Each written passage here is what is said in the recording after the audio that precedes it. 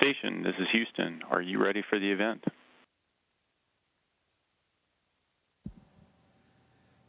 Houston, this is Station. I'm ready for the event. European Space Agency, this is Mission Control Houston. Please call Station for a voice check. Station, this is Frederik with the education event Fremtidens Rumstation. How do you hear me?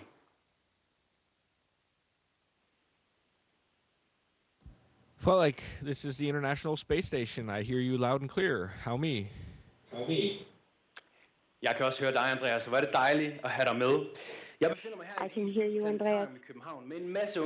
We are sitting here in Copenhagen with a lot of young people who are very curious. Could you start to say, where are you at the ISS right now? And tell you what is going on around you right now. Jeg er i det, vi kalder Columbus-laboratoriet. I am in the Columbus lab, the European lab at the ISS, where we can make a lot of very interesting research experiments. I have to work with a metal 3D printer. We also have a biological facility where we can research cells to try to see if we can print human organs like livers for organ transplants. We have microscopes. We have everything that we need to make very interesting research experiments. It looks like there's a lot of wires around you. There is a lot of Danish young people who want to hear about you and your experiment. So we'd like to hear, how have you slept tonight? And how would you like to improve sleep for future astronauts? Maybe a sleep pod or sleep module for future astronauts. I've slept very well. I sleep a little bit less than I normally do on Earth. But the big challenge here is it's designed as a workspace, a lab. And afterwards, they have tried to make it habitable. They've sort of forgot to think about the habitable aspect. So our sleeping pods are at the same place as our toilets, our exercise equipment, our workspace. All of it is in the same place. So a good idea in the future would be to make a habitable space where you can sleep, where you can eat, maybe exercise, and then maybe separate it a little bit from where you work.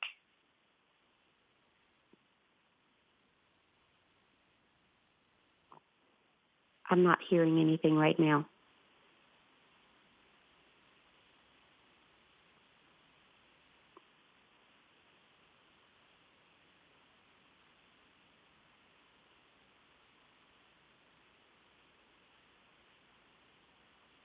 If there's anybody speaking in Danish, I cannot hear it. So how does it smell on the ISS? Ja, det var godt, du stillede det spørgsmål. Jeg tror måske, vi lige mistede... I'm glad you posed that question. I think we lost connection a little bit. It doesn't smell so bad up here.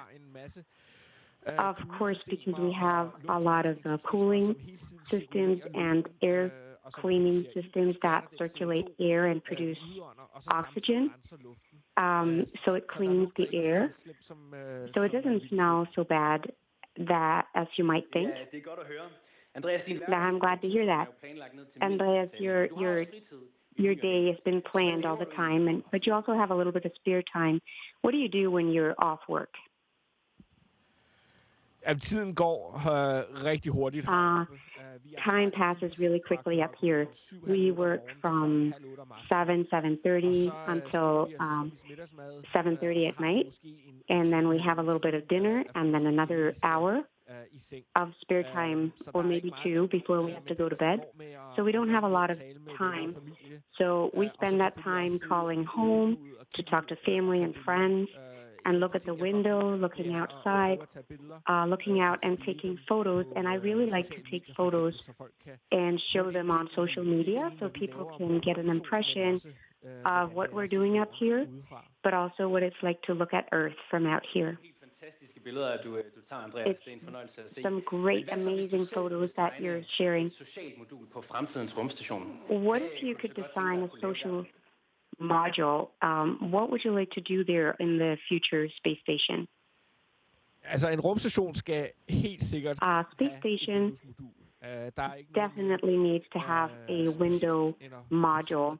There is nothing more special than to sit here and look out the window, and we're always discussing this with the engineers. So the engineers always want to replace windows with video cameras because of how it's constructed. But we really hope that the Gateway space station that has to circulate the moon in the future will have a very large window module so that we can sit and take photos of the moon. And I think that is the most important thing, that there's a really big window module where you can enjoy those views. That sounds really great.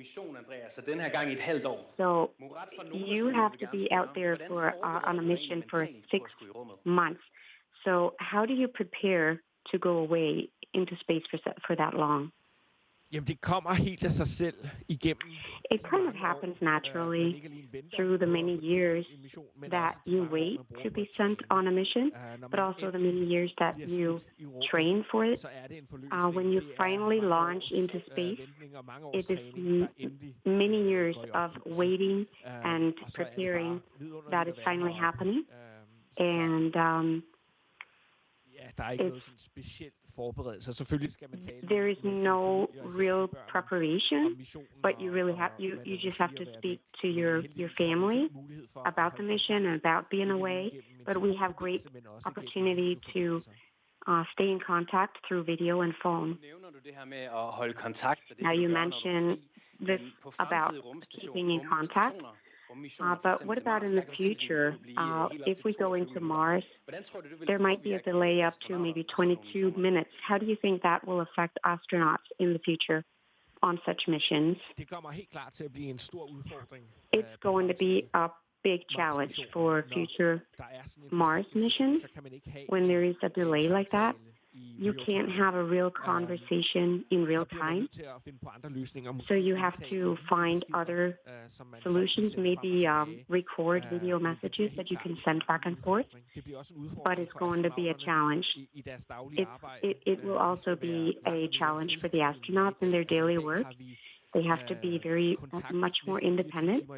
Today, we have contact almost 24 hours a day. They're experts, and they sit there and they have, knowledge of all the systems in all details. So if we have questions, we can always get help from them to solve any issues we have. You won't be able to do that in the future. The astronauts need to have much more deep knowledge and insight. They have to be much more independent without help. It might be necessary to use artificial intelligence, robots, that can help and assist the astronauts, maybe. Let's go to a little different topic. So there is somebody in the school, they want to ask about food. What kind of food do you miss when you're in space? And if you can decide, would you like to have in a future space kitchen? If you can decide. I think one of the things that I miss the most is something you have to chew, something crunchy. A lot of the food we get up here is soft, like mashed. It's typically like a casserole with gravy, so that when you open the bag of food, it doesn't fly away from you. So we don't have anything that makes crumbs. So it's like mashed food. So I miss something that you can chew, like good bread. I miss baking my own bread up here. I understand that. That's the best thing. So the space station is a lab, first and foremost, and somebody here at this other school would like to know, what is the most interesting thing that you have to research at the space station? There are a lot of very interesting trials. I have to make one of them is that I have to make photographies of big lightning from Earth and on Earth, and I have to also take some photographs of the moon. That's very interesting. In the Columbus lab, I have to try to 3D print metal. It means that if we succeed, maybe in the future we can print our own spare parts. We have a lot of components that wear down over time and that need maintenance and replacement. And we are dependent on getting supplies from Earth. But in the future, maybe if we can print our own spare parts, that will make us more independent. Those are examples of some of the very interesting experiments I'm working on. Andreas, you're only 400 kilometers outside of the surface of Earth, but the space station looks very different than what it is down here on Earth. How does it affect your body that you are weightless over a longer extended period of time? It affects my body a lot to be weightless. It feels like being in bed all the time. Imagine what it feels like to lie in bed for a week. It wears down on your muscles. It's like if you have a broken arm, you have it in a cast for several weeks. You have to exercise your body again after that, your muscles. So I don't use my body in the same way up here. So it's very important for me to exercise about 2 hours every day. I use a bike, I use a treadmill and machines to exercise and keep our muscles and our body up to keep. You haven't been at the space station very long, but can you tell that the weightlessness is affecting your body already now? Yes, time passes really quickly. Today is exactly 1 month since I was launched, from Florida on August 26th. So I've been here for a month, and yes, I can feel it. Not on my muscles and my bones, but I can feel it in my head.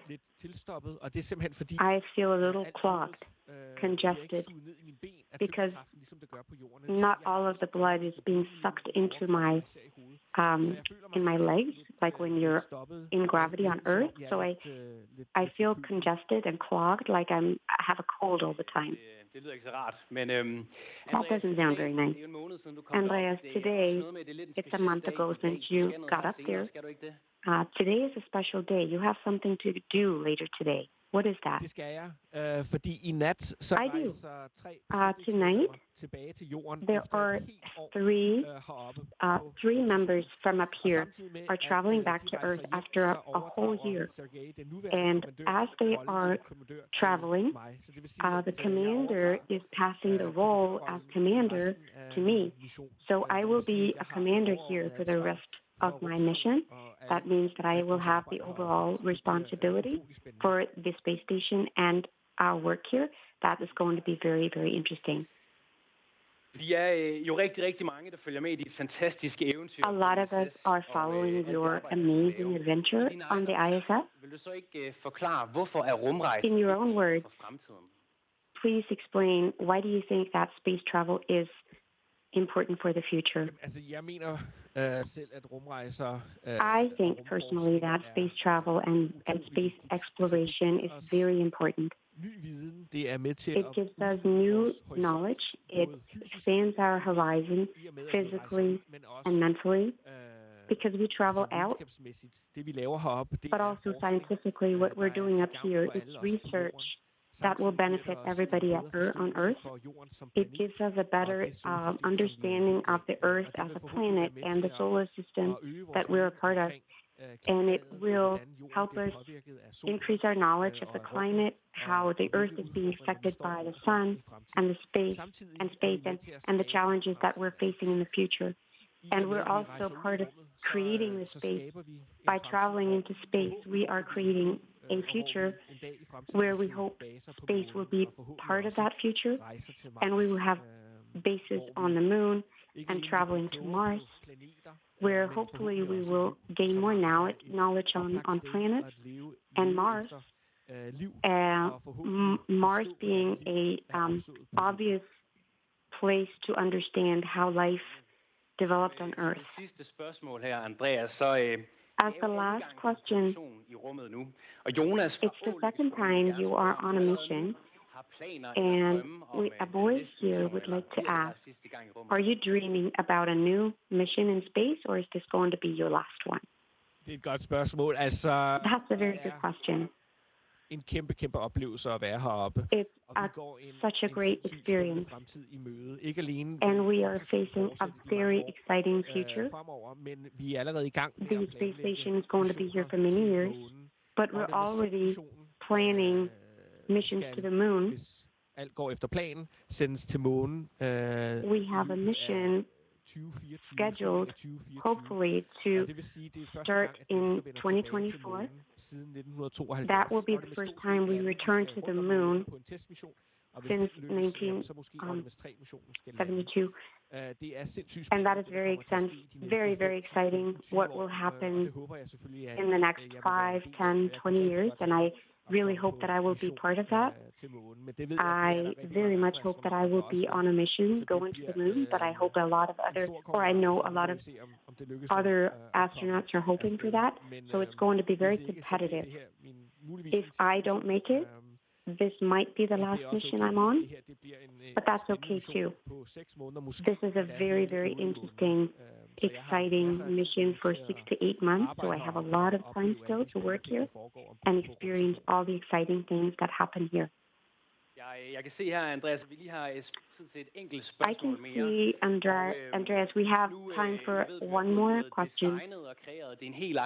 We know that you have designed your own chocolate, so we assume you love snacks. What is the most delicious thing that you've had on the space station up until now? You mentioned it yourself. Without any doubt, it is that special chocolate and energy bars that I had made by a Danish designer, Torsten Schmidt, who also made food for my first mission, and I savor them, and I save them so that I know that they will last through 6 to 8 months.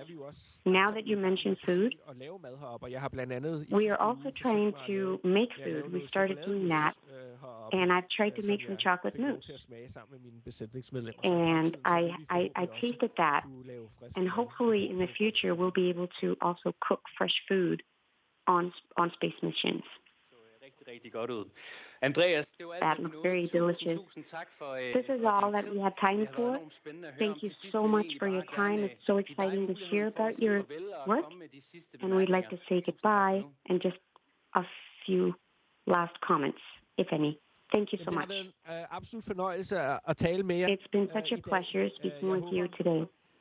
I hope you learn a lot through this day and the entire year. There are lots of activities in Denmark connected to this mission, a lot of interesting activities, and I hope that you will participate in that. I hope you will be inspired as I was when I was a child. I think that the life sciences is some of the most interesting thing you can work with, and when you combine that with an adventure, traveling into space, it becomes even more exciting. And for all of you that are fascinated with space, you're facing a very interesting future. A lot of very interesting things will happen in the future, especially when we return to the moon. So I hope that you have been inspired, and inspired to that degree that you select a path as an engineer. Thank you so much, and thank you for today. Thank you very much.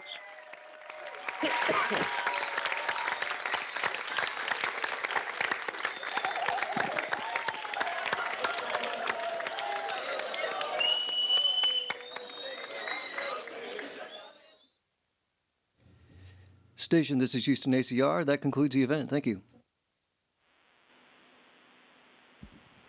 Thank you, Houston. And thank you to all the participants from the European Space Agency. Station, we're now resuming operational audio communications.